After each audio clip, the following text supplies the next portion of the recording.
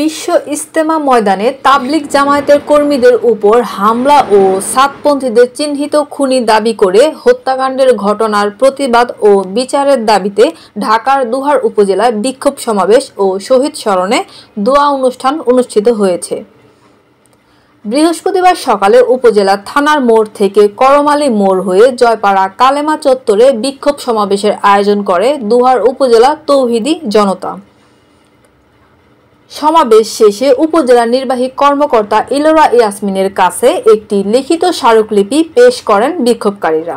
সমাবেশে বক্তারা টঙ্গীতে হত্যাকাণ্ডের জন্য সাতপন্থীদের হত্যাকারী আওয়ামী লীগের দালাল বলে আখ্যায়িত করা সহ হত্যাকাণ্ডের সঙ্গে জড়িতদের দ্রুত গ্রেফতার করে শাস্তির দাবি জানান।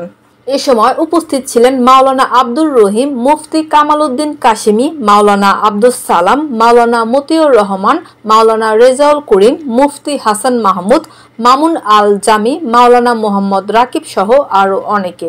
2018 সালে তাদেরকে আমি শতককে দেখছি যে তারা হকির সাথে যারা জড়িত ছিল প্রত্যেকটা সাদিয়ানিকে ফাঁসির কাস্টে ঝুলাইতে হবে।